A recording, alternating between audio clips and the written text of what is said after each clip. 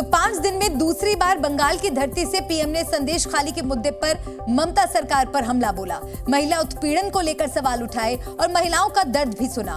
दूसरी ओर ममता बनर्जी ने भी मातृशक्ति के लिए चुनाव से ठीक पहले कुछ ऐलान किए, यानी बंगाल में महिला मतदाताओं को अपने पाले में लाने की लड़ाई है। बीजेपी और टीएमसी की रणनीति क्या है और बंगाल की राजनीति में महिला वोटर्स कैसे अहम भूमिका में रहती हैं, इस रिपोर्ट में समझिए।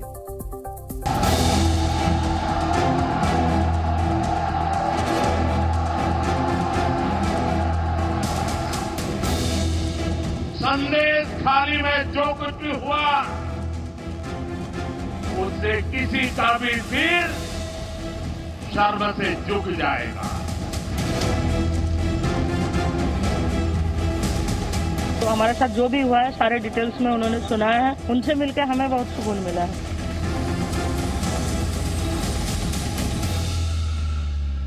संदेश खाली की महिलाओं ने अपना दर्द बयां कर दिया। क्या अब प्रधानमंत्री मोदी का एक्शन शुरू हो जाएगा? मां बोने देर संगे अत्याचार कोरे। बंगाल की धरती से संदेश खाली की महिलाओं का संदेश प्रधानमंत्री मोदी ने पूरे देश की मात्र शक्ति तक पहुंचा दिया है। नारी शक्ति के आक्रोश का ये ज्वार संदेश खाली तक ही सीमित नहीं रहने वाला। संदेश खाली को लेकर बीजेपी लगातार आक्रामक है और ममता सरकार सवालों के घेरे में है। ऐसे में अब सवाल बंगाल की महिला सुरक्षा के साथ साथ महिला मतदाताओं को अपने साथ लाने का भी है। इसीलिए बीजेपी संदेश खाली के सहारे टीएमसी को घेर रही है, तो ममता बनर्जी ने भी महिलाओं का भरोसा जीतने के लिए नई रणनीति पर काम करते हुए आंगनबाड़ी वर्कर्स के लिए बड़ा ऐलान किया। संदेश खाली से करीब 80 किलोमीटर दूर बारासात में प्रधानमंत्री मोदी ने महिला रैली में शिरकत की। इस रैली में बड़ी संख्या में संदेश खाली की महिलाएं भी पहुंची और मोदी ने मंच से ममता सरकार पर जमकर प्रहार किया। संदेश खाली में जो कुछ भी हुआ उससे किसी का भी सिर शर्म से झुक जाएगा। लेकिन यहां की टीएमसी सरकार को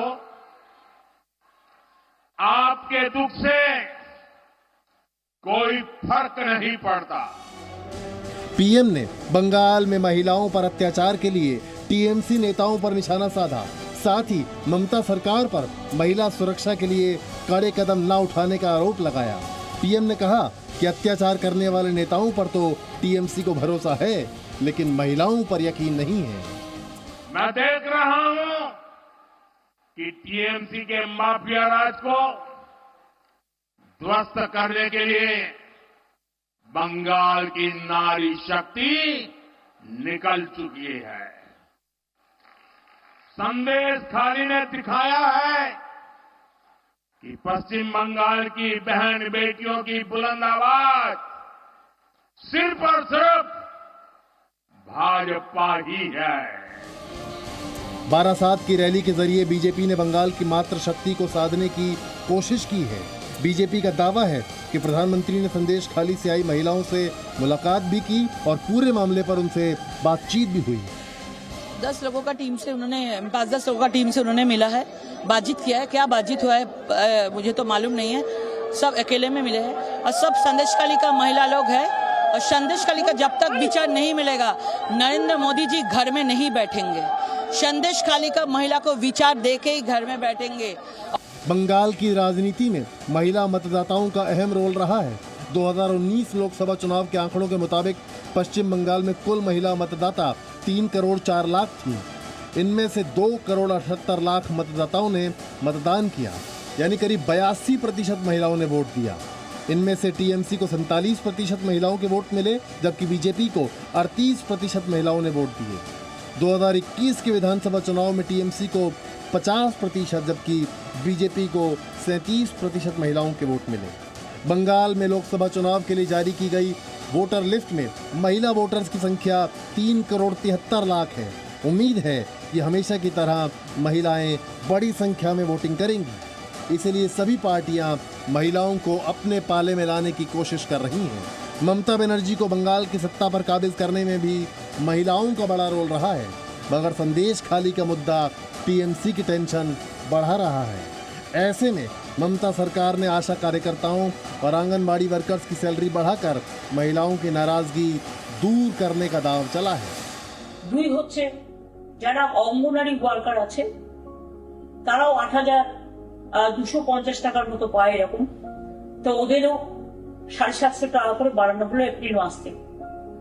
আর যারা আইসিডিএস হেল্পার আছে তারাও ৬,০০০ সামথিং পায় এবং তাদেরটাও ৫০০ টাকা করে ১ এপ্রিল থেকে বাড়ানো হলো। তাদের জীবন শুভ হোক, ভালো হোক, আরো ভালো করে কাজ করুন, ভবিষ্যতে আরো সুযোগ সুবিধা পাওয়ার জন্য আমরা সবসময় মামাটি মানুষের সরকার আপনাদের সাথে ছিল, আছে এবং থাকবে। बंगाल में सभी दलों की कोशिश चुनाव में आधी आबादी का पूरा साथ पाने की है, मगर बड़ा सवाल ये है कि बंगाल की महिलाओं का रुझान इस बार किस दल के साथ होगा। 12/7 से समित सेनगुप्ता के साथ ब्यूरो रिपोर्ट, जी मीडिया। क्या आप भी शुगर और बीपी के मरीज हैं और रोजाना दवाइयां खाते हैं? तो हमारी ये खबर आपको जरूर देखनी चाहिए। सोचिए, आप जो दवा खा रहे हैं अगर वो नकली हो तो। दिल्ली से सटे गाजियाबाद में नकली दवाओं की फैक्ट्री पकड़ी गई है। फैक्ट्री से करीब 1 करोड़ रुपए की कीमत की नकली दवाइयां बरामद हुई हैं। इनमें जो दवाइयां पकड़ी गई हैं, सबसे पहले आपको उसकी लिस्ट हम दिखाते हैं। तो जो दवाइयां पकड़ी गई हैं उनके नाम आपको हम बता दें। उनके नाम है ग्लूकोनॉर्म G1, ये शुगर की दवा है। ग्लूकोनॉर्म G2, ये भी शुगर की दवा है। टेल्मा H, ये हाई बीपी की दवा है। टेल्मा M, इसे भी हाई बीपी के मरीज इस्तेमाल करते हैं। पेंटोसिड DSI, गैस की दवा है।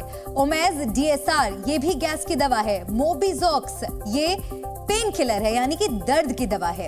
ये वो दवाएं हैं जो छापेमारी के दौरान पकड़ी गई और सारी दवाएं नकली मिली। अब सवाल तो यही उठ रहा है कि अगर आपके पास भी इनमें से कोई दवा है तो कहीं वो दवा भी नकली तो नहीं।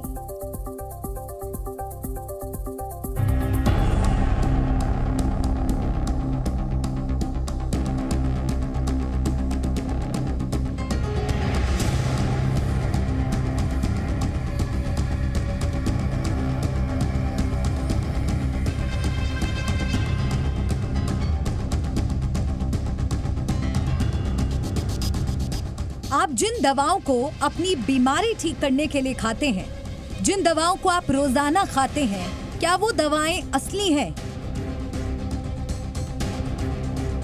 ये सवाल हम इसलिए उठा रहे हैं क्योंकि दिल्ली से सटे गाजियाबाद से जो तस्वीर आई है वो मरीजों के साथ साथ फार्मा कंपनियों के लिए भी सावधान करने वाली है। दवा पैकेजिंग मशीन, दवा के खाली पैकेट, ये दवा फैक्ट्री की तस्वीरें हैं, लेकिन असली नहीं, नकली दवा की फैक्ट्री। गाजियाबाद में क्राइम ब्रांच ने एक ऐसी फैक्ट्री को पकड़ा है जहां नकली दवाइयां बनाई जा रही थीं। ये दवाइयां नामी कंपनियों के लेबल लगाकर तैयार की जा रही थीं। और सबसे हैरानी की बात ये कि ये वो दवाइयां हैं जो आप में से कई लोग रोजाना खाते हैं।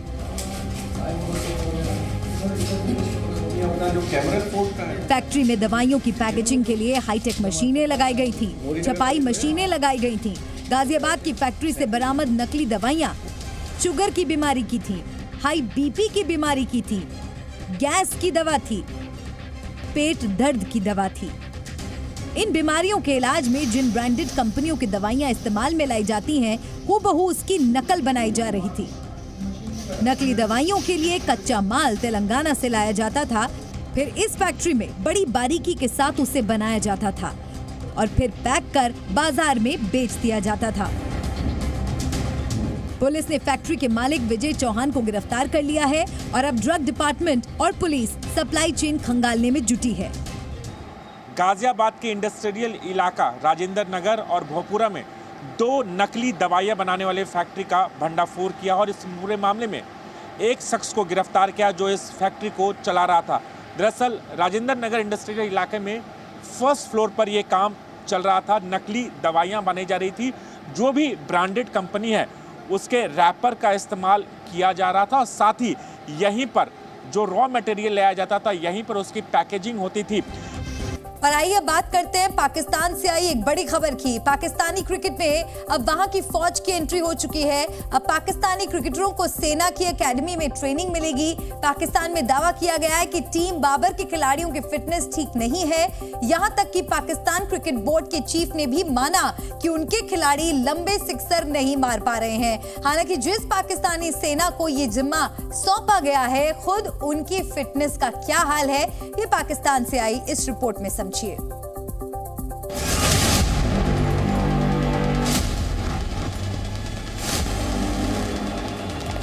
पाकिस्तान क्रिकेट को अब फौज चलाएगी। टीम बाबर को पाकिस्तान सेना से ट्रेनिंग मिलेगी और तब जाकर के पाकिस्तानी क्रिकेटर लंबे छक्के मारेंगे। पाकिस्तान क्रिकेट बोर्ड के चीफ मोहसिन नकवी का फैसला सुनकर 25 करोड़ जनता हैरान है। क्रिकेटर्स मैदान पर लंबे छक्के नहीं मार पा रहे, इसीलिए क्रिकेट खिलाड़ियों को पाकिस्तानी सेना से ट्रेनिंग मिलेगी।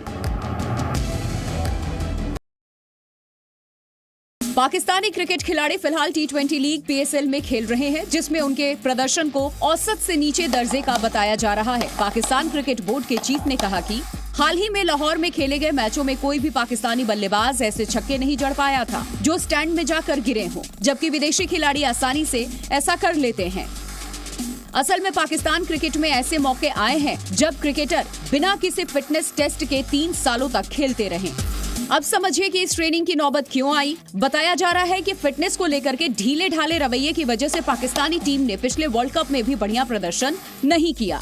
अब पाकिस्तानी क्रिकेट टीम के खिलाड़ी आर्मी के साथ ट्रेनिंग करेंगे। पाकिस्तानी सेना के ट्रेनर टीम बाबर के खिलाड़ियों की फिटनेस सुधारने पर ध्यान देंगे। क्रिकेट कप्तान बाबर आजम सहित सारे खिलाड़ियों को खैबर पख्तूनख्वा में काकुल मिलिट्री एकेडमी भेजा जाएगा। पाकिस्तानी मीडिया का दावा है कि 25 मार्च से लेकर के 4 अप्रैल तक 10 दिनों का कैंप लगेगा ताकि वर्ल्ड कप से पहले टीम बाबर का फिटनेस लेवल सुधर जाए। मिलिट्री ट्रेनिंग का नाम सुनते ही पाकिस्तान में हंगामा मच गया। हालांकि ये कोई पहला मौका नहीं है, पहले भी कई बार पाकिस्तानी खिलाड़ियों को सेना का प्रशिक्षण मिल चुका है। पाकिस्तान क्रिकेट बोर्ड ने छक्के मारने को लेकर सवाल उठाए। ये बातें वर्ल्ड कप के बाद ही कही जा रही है। वर्ल्ड कप में बाकी खिलाड़ी धुआंधार बल्लेबाजी कर रहे थे तो पाकिस्तान के स्टार एक एक बड़े शॉट के लिए तरस रहे थे। वर्ल्ड कप 2023 में बाबर आजम ने सिर्फ 4 छक्के लगाए, रिजवान ने सिर्फ 5 छक्के मारे, फखर जमा ने 18 छक्के मारे, जबकि रोहित शर्मा ने अकेले ही 31 छक्के स्कोर किए थे।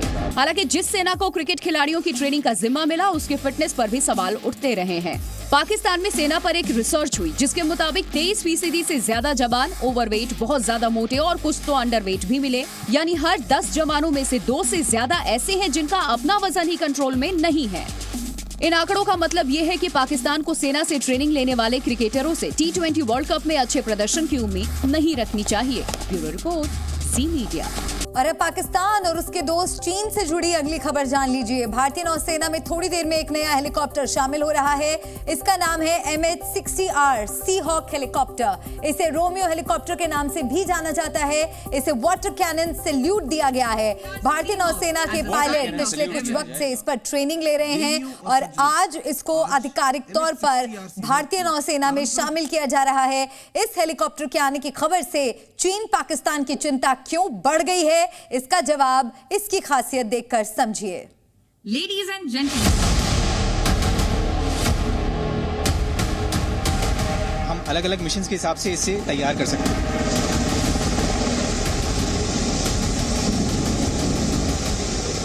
भारतीय नौसेना का रोमियो हेलीकॉप्टर दिन हो या रात चीन पाकिस्तान से मुकाबला करने की गारंटी देता है। हिंद महासागर में दुश्मन की पनडुब्बियों की खबर मिलते ही भारत का नया हेलीकॉप्टर तुरंत जवाब देगा। पानी के ऊपर आसमान में उड़ते ये हेलीकॉप्टर दुश्मन की पनडुब्बियों का पीछा करके पता लगाकर उसे खत्म कर देता है। समंदर की लहरों के नीचे छिपी पनडुब्बी को ढूंढ निकालता है। एक मल्टी मिशन हेलीकॉप्टर है, तो ये हेलीकॉप्टर बनाया गया है कि ये एक से ज्यादा मिशन परफॉर्म कर सके। इसमें बहुत सी मॉड्यूलरिटी है, हम अलग अलग मिशन के हिसाब से इसे तैयार कर सकते हैं। Anti surface warfare, anti submarine warfare, search and rescue और हर तरीके के मिशन को ये अंजाम देने में सक्षम है। तो अगर हम एंटी सरफेस वॉरफेयर कर रहे हैं तो हम इसमें रॉकेट्स एंड मिसाइल्स का यूज करेंगे। अगर हम एंटी सबमरीन वॉरफेयर यूज कर रहे हैं तो हम टॉर्पिडोज एंड सोनार्स का यूज करेंगे। तो इस तरीके से इसमें मॉड्यूलरिटी के हिसाब से अलग अलग पार्ट्स को फिट करके हम इसे अलग अलग तरीके के मिशन के लिए यूज कर सकते हैं। ये हेलीकॉप्टर कुछ ही वक्त में समंदर के बड़े हिस्से की छानबीन कर सकता है। इसमें लगा सोनार पानी के नीचे जाता है, जो पानी के अंदर छिपी पनडुब्बियों का तरंगों की मदद से पता लगाता है। पानी के नीचे अगर शत्रु की पनडुब्बी छिपी हो तो सोनार की तरंगे तुरंत इसकी जानकारी हेलीकॉप्टर में बैठे ऑपरेटर को देती है। इसमें टॉर्पीडो भी होता है। दुश्मन का पता लगते ही ऑपरेटर एक बटन दबाकर टॉर्पीडो लॉन्च कर देता है, जो पानी में मौजूद पनडुब्बी को खत्म कर देता है। MH-60R सीहॉक एक मल्टी रोल यानी हरफन मौला हेलीकॉप्टर है। ये एक वक्त में कई मिशन को अंजाम दे सकते हैं। दुश्मन की पनडुब्बियों का पता लगाने के अलावा समंदर की सतह पर मौजूद जहाजों के खिलाफ ऑपरेशन कर सकता है। दुश्मनों की इलेक्ट्रॉनिक जासूसी करके उनकी निगरानी कर पाएगा। इसकी मदद से सामान उठाकर एक से दूसरी जगह तक ले जाया जा सकता है। ये मुसीबत में फंसे लोगों या सैनिकों की मदद कर सकता है और घायलों को बचाकर निकालने का ऑपरेशन भी अंजाम दे सकता है। 2025 तक भारतीय नौसेना को 24 रोमियो हेलीकॉप्टर मिल जाएंगे। इसे भारतीय नौसेना के स्वदेशी विमान वाहक युद्धपोत INS विक्रांत पर तैनात करने की भी योजना है। इसे नौसेना के युद्धपोतों पर भी तैनात किया जा सकता है। इस हेलीकॉप्टर में दर्जनों सेंसर्स और रडार लगे हैं, जो दुश्मन के हर गतिविधि की जानकारी देते हैं। इसे उड़ाने के लिए 3 से 4 चालक दल के सदस्यों की जरूरत होती है। इनके अलावा इसमें 5 लोग बैठ सकते हैं। ये हेलीकॉप्टर करीब 10,000 किलोग्राम का वजन लेकर उड़ सकता है, यानी पूरे हथियारों और सैनिकों के साथ एक बार में इसकी रेंज करीब 830 किलोमीटर तक की है। यह हेलीकॉप्टर अधिकतम 270 किलोमीटर प्रति घंटे की रफ्तार से उड़ सकता है। जरूरत पड़ने पर गति को बढ़ाकर 330 किलोमीटर प्रति घंटा तक ले जाया जा सकता है, पर इससे अधिक नहीं। इस पर 2 टॉर्पीडो लगाए जा सकते हैं। इसके अलावा 4 से 8 मिसाइलें भी रखी जा सकती हैं। यह हेलीकॉप्टर दिन और रात दोनों वक्त आसानी से काम कर सकता है। इसमें ऐसी तकनीक है जो ये दोस्त और दुश्मनों में आसानी से फर्क कर सकती है। इसीलिए ये अपनी तरह का सबसे आधुनिक हेलीकॉप्टर है। पिछले कई सालों से चीन के जासूसी जहाज और पनडुब्बियां भारत के आसपास के समुद्र में देखे गए हैं। ये खतरा बढ़ने के लक्षण है। इसीलिए नौसेना हिंद महासागर के हर कोने में पनडुब्बियों का शिकार करने वाले हेलीकॉप्टर तैनात करना चाहती है। ब्यूरो रिपोर्ट, जी मीडिया। आज का दिन भारतीय नौसेना के लिए खास है। रोमियो हेलीकॉप्टर के साथ आज ही भारतीय नौसेना को नया बेस भी मिला है। लक्षद्वीप के मिनिकॉय आइलैंड पर INS जटायु के नाम से नए नेवल बेस का उद्घाटन किया गया है। इससे हिंद महासागर से अरब सागर तक भारतीय नौसेना की मजबूती और बढ़ गई है। तो 2 तस्वीरें आपको दिखा रहे हैं नौसेना की, किस तरह से देखिए आज ताकत बढ़ी है। INS जटायु भी तैयार हो गया है। तो लक्षद्वीप के मिनिकॉय आइलैंड पर INS जटायु के नाम से नए नेवल बेस का आज उद्घाटन किया गया है।